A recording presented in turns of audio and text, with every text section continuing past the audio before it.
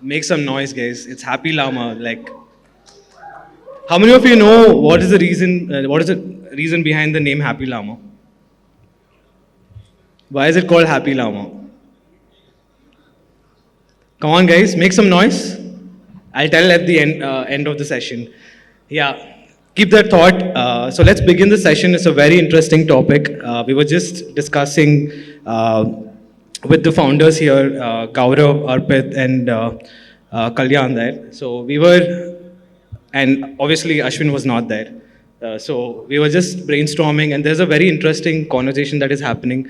So as I was talking to each one of them, there's one interesting insight I found, where Gaurav wants to raise funding because he needs funding to scale and grow. Whereas Arpit here, very interesting person, he just wanted funding for the initial round and now he wants to go bootstrap. So very interesting. And Kalyan there, he's completely bootstrapped, but wants funding to scale. So Ashwin, this was the insight from I got from each one of them. So now I'll go one by one to the audience. I mean, each founders there. Please introduce your startup in one line. What is your pitch deck looks like, and then let's start with the conversation of why is that thought of why do you need funding and why do you can you bootstrap your company. So we'll go to that conversation. So one by one, I think we can introduce each other and tell about your company, and then we can get to the topic. Yeah, Gaurav. Yeah. Yeah, we Netar AI, we are redefining enterprise networks. Correct. The way enterprise networks are there for last 50 years on a LAN, on a Wi-Fi, that needs a transformation to enable AI. Because the basic is you need the connectivity. If you do not have that kind of connectivity, you can't build, AI. So my story is like to build something like this, getting into a space where Cisco or those kind of giants are there. You definitely need a lot of funding, and it is always going to demand. But at the same time, you need to assess the situation. You need to see how initially, at least, you can have a runway for some time till you prove your product market fit, till you able to show a market for your product. So for us, initial time is very difficult because it into a deep tech space, it needs very heavy funding. You need that kind of talent to build those products. But at the same time, the VCs was looking at the point of time was more into a business model aggregation, those kind of situations, where it took me some time to understand that I need to go with the right VC. You need to really study, understand your business. VC always have preferences. They have also a mindset to go with certain kind of a phenomena. And once I failed multiple meetings and I am able to, meet a VC in SFO that who had the fair understanding of this space, the growth of the space, and have that kind of financial strength, then I understood that this was the mistake I was doing. Moving, I have not really worked on, like I was going on any VC which was ready to meet, because just see an AI word. What happened, like you put AI behind your company, you'll get VC calls. Okay, I'll come to Ashwin later on that. That's an interesting one. Yeah. Yeah. So that somewhere they get initial kind of excitement, but they again then see what exactly you are doing. Is it complementing to their vision? And then those kind of investments happen. So in AI space also there are multiple ways. You are into a B2B, you are into deep tech, or you are what exactly you are doing. So based on that, you need to see to situation and see that the kind of funding you need and the kind of funding available, or the mindset of the VC is there or not. So maybe in India, maybe California, like depend. It really depends. You need to done a lot of study here. So are you telling me that in India that mindset is not there developed by No, VCs? it is depend on, like Okay. maybe for his venture, the mindset is there, not for Correct. my venture, because I want to build something like Cisco. Okay. Got it. So need to see that even my seed round is coming at a right valuation, because I Correct. cannot dilute so much, because if you want to build a multi-billion dollar company, you need to see you are diluting at the right time. And it is not I need 2 million, maybe I need 2 million at certain valuation. Got it. If I dilute much more, then I won't able to reach the scale. As a founder, I'll be out, I'll be having 5 to 6% equity after 3-4 rounds. So I need to extend, those also based on the growth milestones. So I need to be very, very calculative about how much I am spending, how much runway I am able to extend, and reaching a stage of diluting at a right time at a right valuation. Got it. So Interesting. So can you tell me, like, top of your mind, who are the top VCs in your head or firms that you resonate well with this mind share? If you can share for that. for my kind of business, what I see, the large VCs who was always into the technology space and who have their ventures, like Entity Data Venture is one VC which we really resonate, because they are building those private networks globally. They were the first one to build it in US. They understand this market. They understand the technology. They understand the kind of investment and the kind of patience they need to have it. So this way, that is my selection of VC, and these are the kind of VCs which I would like to go. Yeah. Take it forward. Interesting. I'll come to Kalyan. Yeah. So Kalyan, why don't you share with the audience what your company does? Pretty popular name, by the way. It's called Hanuman G is what people call it, but Hanuman it is. Foundation model that they built from scratch and trained from here in India. So why don't you share your side of why have you decided to go bootstrap early on and then raise for funding later? What is that mindset there? Yeah. Yeah, good afternoon all. This is Kalyan, co-founder of Hanuman. Hanuman, we kept the name why? Because generative AI is such, they don't know the power of on his own until unless someone says what is the power of generative AI. The same way Hanuman also doesn't know the power, how much he had, until unless someone says him that you are the most powerful person on this earth. So that is the reason, one reason why we kept this. And as we come from India, so we thought Hanuman would be the nice catchy name too, as well as. And I think we are the first Indian company to build these models in multi-language. Like we are building in 11 languages in 2 platforms. One is B2B and one is B2C. And right now we are doing in foundational models. See, as a co-founder, what I feel, when you want to start a company, that company will start in your brain. You will visualize something that you want to create some product and you want to get it. When you visualize yourself, first you have to put your skin in this. So that investment should come from your end first. Then only you have that responsibility. Otherwise, usually what happens as a startups, we get some idea, we go to venture VCs, we raise the funds. That responsibility doesn't come sometimes. I'm not saying everyone. So we feel that जब आपका idea है आप खुद डालो खुद मेहनत करो then you go to VCs. Amazing. So just I want a quick breakdown for audience to understand. Say from model development to deployment. So you did it in Bootstrap, right? So how much did it cost from say building that foundation model to deploying it? Can you break it down for the audience? Yeah. See how it depends. See, when you won't raise the funds, you'll be very calculated. When you're building your models, you won't spend much. You'll be very wisely. You will be spending the money. Got it. Because when you get a funds, you will have some like flexi. But now we don't have any flexi. Every penny is very value and calculated we will use. Got it. We have spent some certain good value of amount to build these models. So Got it. No, just a correlation like, DeepSeek, they say they bid less than 10 million. So I want to understand like yours. Once like I how go much for IP, then I will also declare how much I have spent. Guys, I tried, but yeah, it's okay. We'll come to Arpit, very interesting Entu Cutlet here. So Arpit, only initially he wanted funding, but then the AI business is such that it is cash positive, if I'm correct.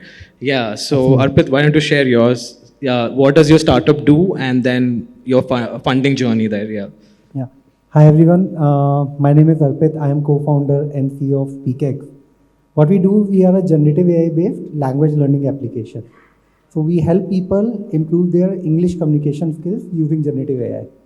Right? The journey started a little way back in 2020 when we were building a completely different product named Yellow Class. So we raised close to $10 million for Yellow Class, right? 3 years down the line, the product was struggling. It was more of a COVID baby, and a lot of edtechs were struggling post-COVID, and we were one of them.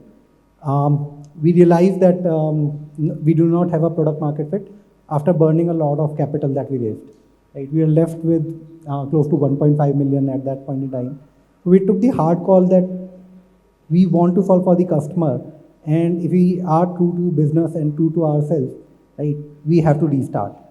So around a year back, we shut down what we were building and we restarted the journey building SpeakX. So at that point in time, हमारे पास close to 13 crores बचे थे bank account में. But then we took a call कि we'll go bootstrap this time, right? We'll use some capital from there, but we will not build company based on the capital which is there. So like now we are doing a revenue within a year of 50 crore rupees a year, right? Doing a profit of 20 crore rupees a year, right? And we spend close to 3 crore rupees to achieve all of that, right?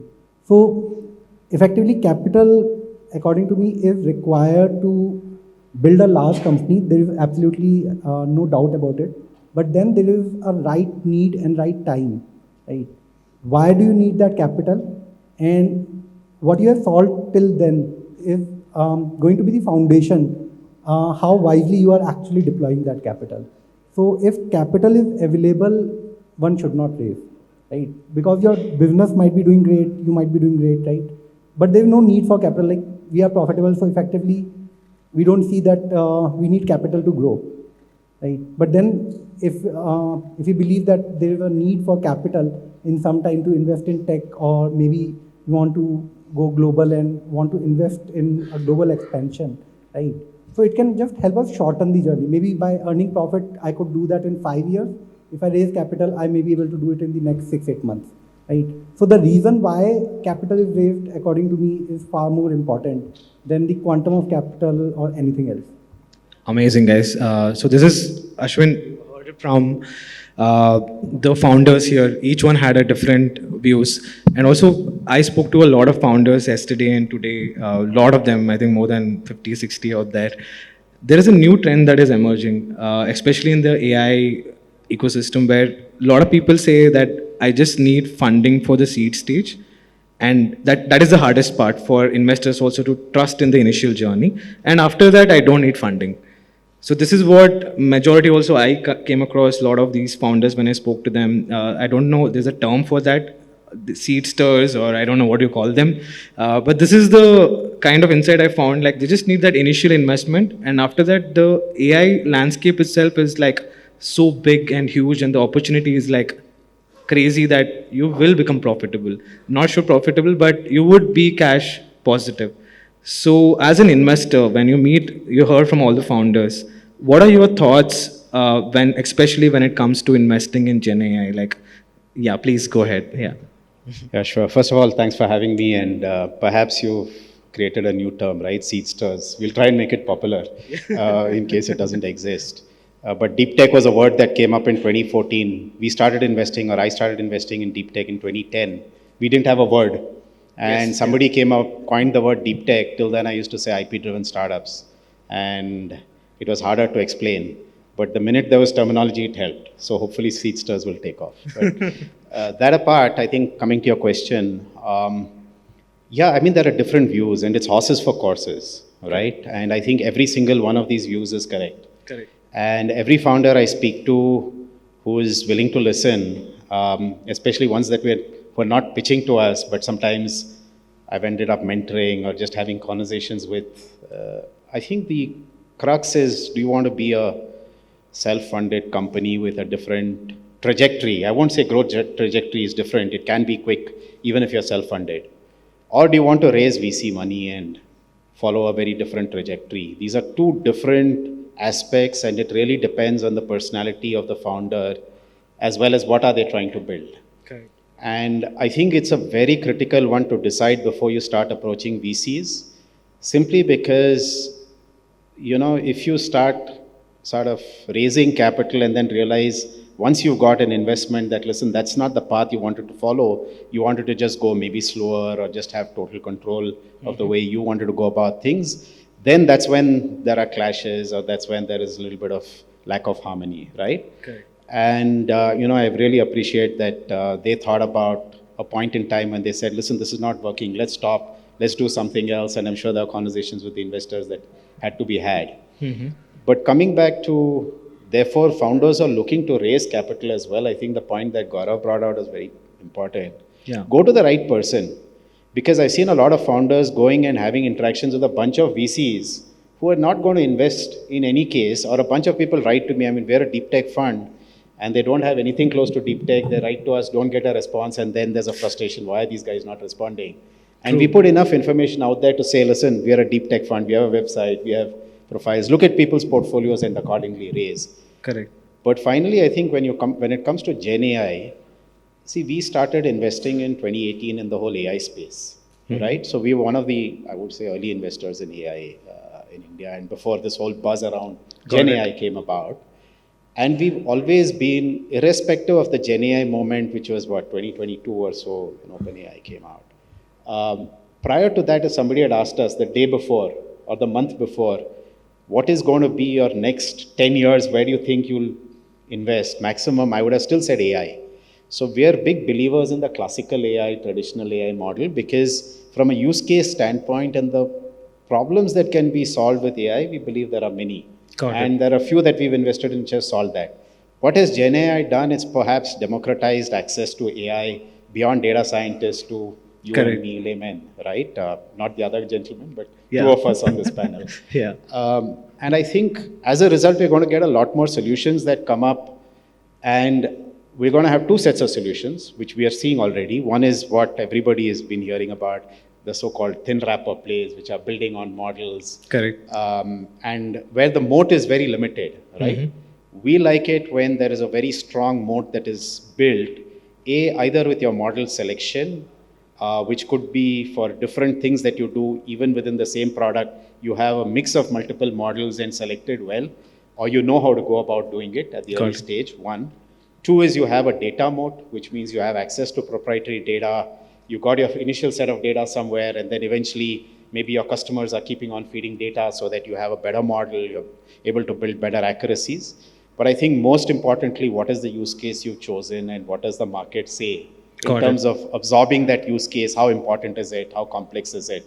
So I think these are some of the things that go in. And in the Gen AI world, I think we do have the application layer, which is yet to come in a big way in India, but I think we do have model players and we do have a middleware layer. I'll stop here and maybe take a little bit more on that later. Yeah, sure, Ashwin. Just before we move to that, just want to understand, like we said about Seedster and all of that, right? So what should be the average, like when you invest in this generative AI startup, I just want to understand, like, what is the average check size for seed stage should be? Because AI is evolving in a different way. Should that increase, or because the initial mindset of some of the VCs were like seed stage investment only, like minimal used to put. But imagine you had a company which had the potential, like all the things that you mentioned.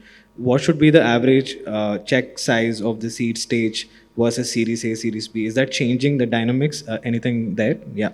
It's definitely changing, but I need to sort of go back to my last answer and complete it, therefore, for this. Yes. For us, Gen AI, there are three parts, right? Broad parts, buckets that we divide into. Other VCs who are friends also think about it very similarly, which is your models, infrastructure type of plays, your middleware type of plays, which is observability solutions, maybe security, a few of the other sort of supporting, enabling aspects to AI. And then the third one is the use case layer, where you're actually solving industry problems, real world problems, maybe even consumer problems, right? And I think for each of these, the amount of capital at seed is very different. So if you think of the model players, even in India, right, the likes of Krutram, Sarvam, I don't know exactly how much you all have raised, but it's a much larger raise, right? 15 million, 20, 30 million in some cases, right? Yes. And we, therefore, as an early stage fund whose check sizes are smaller, we do up to 3 million or so first check. Got it. We say infra is not in our purview. We leave it to some of the other bigger funds to invest in those, and that goes back to the point on go to the right fund, right? Yes. For the other two layers, I think at seed, whereas in the startup world itself, VC investing has typically moved to the right. Check sizes have become bigger because angels and angel networks have been cutting far bigger checks, right? When I wrote my first check in 2010, 5 crores was a big amount. Yes. to raise, right? Today, angels do 5 crores, right? So 5 crores, I mean, today it's almost 5 million is the equivalent of 5 crores back then. But so therefore, while that is happening at a secular level, my personal sort of view on this is at seed, we should still be at a million. Got it. And if you need to raise, you raise more later after you demonstrate proof points and get to a stage uh, where you've proven something. However, the only challenge with raising a little or a smaller amount is this, that you may not reach that point where you're able to demonstrate enough for the next fund to come in and say, okay, this is enough for me to now take a call. And then you typically run out of fuel before you reach the finish line. And therefore, while I say a million, I think it's also important to choose well on the fund. I'll give you an example. I think most people here should have heard about Postman. If not, they should look them up, right? Postman is now a $4.5 billion company. Came out of Noida and then eventually Bangalore, right? Yeah, okay. Not AI specifically, but I mean more on the API side of things, API testing. Now, Abhinav actually, I mean, and I saw the journey very closely because Abhinav, who founded Postman, actually built my website for my last fund. Wow, And he was okay. maintaining it. And he very quickly raised $1 million, his first round from Nexus. And then I said, hey, why didn't you come to us? We wanted to be a part of this. And he had got 3 term sheets. It was all inbound. And I said, listen, I need to get in the next round for sure. Got right? it. So 1 million, he went to the US, started selling. And I went and met his investor as well, Nexus, and said, listen, when these guys raise again, you better come to me. Got it. They didn't, right? And the next round happened in 8 months. It was a $7 million round. Okay. Because the company was doing extremely well, Got but it. backed by the existing investor.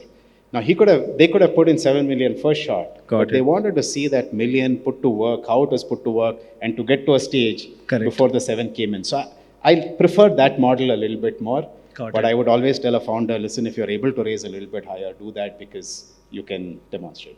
Amazing, amazing. So I think India's AI startups have, I think last year data which says it has raised close to about, I think 780 plus million. That is like more than I think what some of the D2C startup raised in the last year.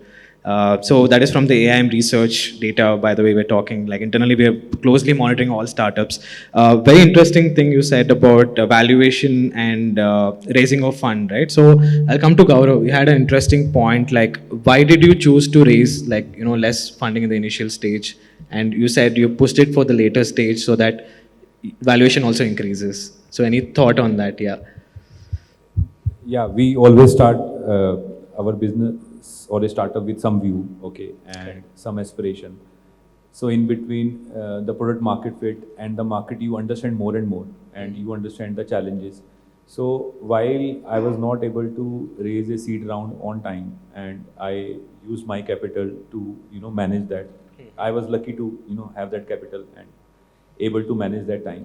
Neither the venture could have gone by now.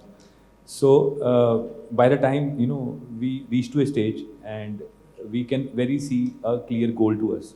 Like now the market is opened up, product is stable, and in a year time, if I'm able to have like 5 references, or because and I'm very confident. Like the confidence is there because the market experience. We got our first deal also, so things have happened. So so then it was not looking like a right dilution for me at that point of time. Because then the right valuation was not happening. The moment I have 5, use cases or deployments or reference points with me, I'll able to have directly a Series A kind of a round, which will give me a runway for next 2 years. Got it. So that way, and I have really reduced the cost because all the costs have gone into the first year in terms of building the product. A lot of experiments happened in first year. Correct. The second year, I was able to maintain the venture with a very minimal kind of a cost. Even I have reduced the cost. I have improvised on my GTM. I try to not work as a very aspirational into this year. I try to be very realistic with a minimal kind of a GTM, a minimal plan, which is quite possible to achieve. And at that stage, I'm confident I'll be able to raise a much better round, and I will have even a good plan for investment, how I'm going to use that funding and grow it to a much larger scale by that time. So this was that's why I believe every startup, and I agree on the categories of AI. So every category have a different demand of funding, and Yeah. that is very, very important fact. You need to, like, he have raised with 3 crore of capital, he is able to build a venture, and I need at least 3 to 4 million capital to build this venture. Got it. Yeah, two at least. So that was my Amazing. observation. Yeah, so just want to understand your mindset. So are you still with the mindset of you need more funding, and then initially you also bootstrapped, then you need more funding for the scale is what you're sticking to, right? Like so. So yeah, initially it was bootstrap, and Yes. I tried to raise seed. I was not able to raise a seed at the right time. Correct. So then I have pushed my funding plan to a stage where I feel it is very achievable, Got it. and by reducing my costs also and increase my runway also, whatever capital I was having in hand, because I start believing in the venture more. Got it. Even after this, I start believing in the venture more, and I have an aspiration of making it $1 billion venture. So that way I start believing it. I need to raise it right time, so that because I need enough. I need capital Got it. after a year or to raise it to that level. So I'm saving my equity dilution for that stage. Got it. So your exit plan is to go to the IPOs and any of that sort? Or? IPO is not my game as far Okay. as I understand. IPO, even I started my first venture in 2012 also. Correct. So I see whenever I exit business completely. Okay. My job is to build ventures. My job is not to manage IPOs. It's Got not it. in my capability to. It's a very different game. Got it. And you need to be very clear before IPO. Any because everybody in the industry, I go, why you're not starting IPO? Why you're not going there? You need to make a very thoughtful decision before going in IPO. You Got need to it. meet people who have the IPOs. You Got need to it. understand what all challenges comes. Correct. And then only you should make a decision. Amazing. Yeah, thank you, Gaurav, for that. Arpit, you had a saying. I think you told it best when you were talking. Can you say about that, and what is your exit strategy? I'll come to Ashwin and later. So yeah. Yeah. For me, I have a vision that the problem that we are solving is actually creating an impact in people's life, right? So we are changing life of a lot of people, and for us, IPO is the option that we look at, Got right? it. It will take time. We have patience. I think the first thing that a person should have while he's starting a business is build. You cannot build a runway to the end, but you can build a patience to the end. Right? Got it. I think that is the first thing that a person should build. And once you have that, things starts looking easier over a period of time. Right? You can take tougher calls. You can make harder decisions. In fact, when you think little longer, you make very different kind of decision making. You get into a different kind of decision making. So for us, we believe that we will be able to create a very large business for ourselves and for all the shareholders that we have. And effectively, large businesses are created by generating enough value for the customers at the end, right? And around profitability, the idea is that if you are able to create enough value for the customer, so customer pays for value. You go to a restaurant, the customer pays the bill, right? And you go to different restaurants, customer pay different bill for the same food, right? So how much value you are able to create and what a customer is willing to pay for. And if that value more than the cost is where the profit comes in, right? So effectively, that is what I believe in, that if you are still a loss-making company, right, think of creating more value for your customer so that they are willing to pay more. Or second option is that you can look to reduce costs, right? So effectively, that equation should get stabilized. Some say with economies of scale, that equation gets stabilized. For some, it is more expansion. So effectively, or some says that over a period of time, because the cost is going to get lower, right, then we'll become profitable. But then you should have that clear sight that how you are going to create that differential value. Got it. No, something related to the investment. You said a dialogue. Yeah. Okay. Yeah, that is. Yeah. So related to when we raised capital, can Can you elaborate? We had a lot of discussion. Yeah, you said something in Hindi. जब पैसे आता है something you अच्छा, yes. Okay. देखिए, क्या होता है ना, जब पैसे आते हैं, राइट, तो आपको एकदम से ना समझ में नहीं आता है कि इसको कैसे यूटिलाइज करें, कहाँ डिप्लॉय करें, right. And a lot of capital follows capital, right. Once you raise capital, फिर और कैपिटल आने लगता है, and then business do well, आपका बिजनेस अच्छा चलेगा तो फिर और कैपिटल आएगा. पर उस कैपिटल को राइट डायरेक्शन में डिप्लॉय करना बहुत ज़्यादा इंपॉर्टेंट होता है जब वो आता है. एंड वी ऑल थिंक कि जब वो आएगा हम इतने वाइजर होंगे कि उसको राइट डायरेक्शन में डिप्लॉय कर देंगे, right. But effectively a lot of that capital, अगर वो सोचो आपका खुद का कैपिटल होता, आपने कमाया होता, तो आप उसको कैसे डिप्लॉय करते, राइट. तो whenever you raise capital from VC, right, think in that direction, right, कि आप अपने बिजनेस में भी सोच के पैसे लगाते. उन्होंने जब पैसे लगाए तो सोच के लगाए कि इतने लगाऊंगा, बैंक से निकालने पड़ेंगे, FD तोड़नी पड़ेगी, right. Got it. That capital, money is money, right? Yours or VC's doesn't matter, right? So deploy that capital very, very wisely. Got it. That's a wonderful message. So, Ashwin, do you have to say something? I think we are seeing a shift in the startup fund. I mean, the recent fiasco that happened with your what is that company? I forgot. Blue Smart, yeah. Blue Smart, I think that investor startup sentiment, founder sentiment kind of got disrupted with that. What are your thoughts on this? You made a valuable point, like, you know, VC's money also is like I mean, you spend it, it is like not for the founders. So that, what are your thoughts on that? What Arpit said, very nice message there. Yeah.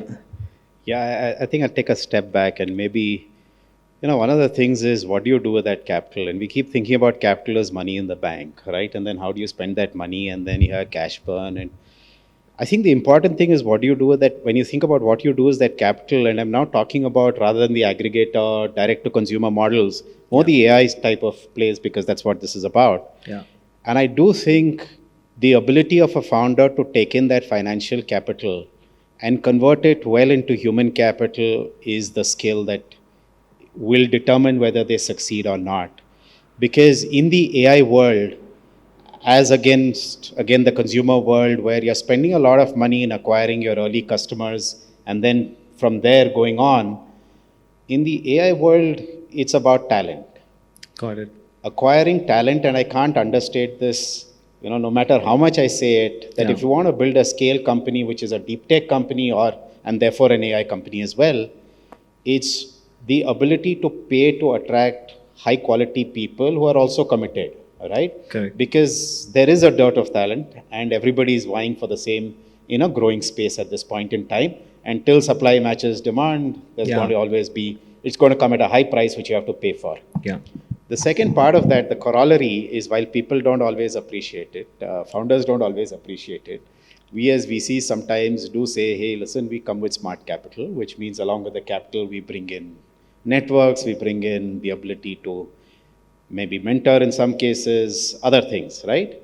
And it does play out in some cases, it doesn't in some cases, right? Okay. There are a variety of funds as well out there. There are a variety of, I mean, the same fund with different portfolio companies does it differently as well, right? But I think when we are thinking of raising capital as founders, it's important to know that, hey, maybe I'm raising capital not just for the money in the bank, but also for the other value that I may get. And do I need that, or can I just run the company without? I don't need those networks. I don't need a sounding board. I can just go ahead. And there are founders like that and who've done well. Now, coming to your last point very quickly on, you know, some of the issues that we've seen, I think it's a little bit of the excess noise which is there in the ecosystem, which worries me. Got it. Because as our ecosystem has grown over the last decade and more, it has really grown fast, right? And it's like Bangalore, right? I'm an old Bangalore guy. So I hate to see, I mean, the growth is fantastic and so many startups, but when you're sitting in traffic, you're like cursing, why did Bangalore ever become the startup city? But it's because of this massive, quick growth that the good will come with some bad. Got it. And in the case of the startup world, I think there's two parts of noise. We do see these quote unquote AI pitches where there's no real AI, right? Makes sense. But at the same time, we're seeing some governance issues in some cases, which I think we will, both as a set of founders and startup community as well as investor community, get together and ensure that there is the highest standards of governance. Otherwise, I'll tell you what's happening. When I go out and to raise money, and unfortunately, we also need to raise money. Correct. And I go outside India, there are people who are like, oh, but there is, I mean, a year and a half back, it was some other company, so I was getting another name. Got But it. I know that when I go next quarter, I'll be getting questions from, let's say, a sovereign wealth fund or some big investor Yeah. globally who'll say, but I'm reading about this in India and you're telling me, wow, great startup Got it. ecosystem, but this is what is coming out in the press, right? So it becomes challenging to bring in and channelize capital into India for the right things. Correct. And even from domestic investors who are investing in funds and startups, I think this bothers them a bit and we'll have to find a way. I don't have a solution today, but I think it. it's a sort of a joint effort that will have to take place. Amazing. Yeah, thanks for that. Kalyan, coming to you, what is your exit strategy, and are there any like how much capital are you looking to raise in the coming months? What is the end goal for Visi there? How can we see Hanuman? Like, I want to hear a conversation like say in the future somebody says like, I built this model on Sarvam, I built this model on Hanuman. Not like I built this on OpenAI's API. So how do you change that narrative as a founder, like when you're building this? I'm sure like your funding is one side, but what is that exit mode for you guys to run Visi there? Yeah. First, we don't want to exit. We want to go for IP. Okay. I am against the. Okay, we have IPO here. Like, okay, guys, keep in that mind. is Yeah. our end goal, what we are looking at. And see, generally what happens, when to build such a big products, we need a GPUs, particularly for our, when it comes to us, the Correct. most funding will go to infrastructure. GPUs. Okay. So what we are doing is, we are not raising the funds and we are bringing that ecosystem where people can come to us Mm-hmm. and support us in the infrastructure. That is how we are building. Got it. So that you don't need much funds to raise. Only the operational is what you have to maintain Got it. sensibly. So that is how we planned ourselves. Why? Because as Gaurav mentioned, once you Mhm. build some products, you go for funding, you will have the valuation. Got it. Otherwise, end of the day, as a founders, we get only peanuts. The cash will be taken by Got it. investors, venture capitalists. Makes So that sense. is how it happens. So we don't want to get into that mode. Got it. But yeah, we have to raise the funds, but not at this stage. It Got takes it. another 6 months for us to raise. Once you build some foundational models, people start using it. We have to go to the market and people should adopt it. Then, if you raise the fund, you will have that value for it. Got it. So just a quick to the audience out there. I mean, I'm sure we're running out of time, but I quickly want to get the vibe of Happy Llama. I remember telling in the initial conversation, like I asked you the question, why is it called Happy Llama? Right? So I'm giving the answer right now. So how many of you are able to resonate with Gaurav from his perspective as a founder? You're able to resonate with what Gaurav said. Please raise your hands. There's very Gaurav. You can see that, right? Like few of them. Like Arpit. How many of you resonated really well with Arpit? Oh yeah, that's pretty good number. So are you somebody taking note of the data? How much percentage? Like I think Gaurav will give. Gaurav, one more time. Please raise your hands, guys. Gaurav. 1, 2, 3. Okay, 20%. Yes. Arpit. Oh yeah. Okay, hand is not making sense. Okay, guys, make some noise for Gaurav. Like, how many of you agree with Gaurav? Okay, 20%. Arpit. Come on, guys, make some noise for Arpit. How many guys resonate with Arpit? Yeah, they're all like, who, like, I think you guys don't need funding only. Like, okay. How many of you resonate with Kalyan? Make some noise also along with that. So yeah, and how many of you resonate with Ashwin what he said? And wow, the VCs always win. Like, yeah, because I remember like when it came, I thought it was going to be like why is no and funding happening? There'll be a lot of bashing. There's no bashing. I think lovely audience. We have a big round of applause for all of you guys. Thank you so much. Coming to Happy Llama has a very good vibe. The name itself says. So after this conversation, I'm sure all of you have the clarity in terms of whatever you guys are doing in your venture. And I wish all the best. Stay positive in this world. Like how Ashwin said, there is also like happy and sad things happening. I would say we need more happy people. And that's why it's Happy Llama, and build whatever you guys are doing. Thank you so much.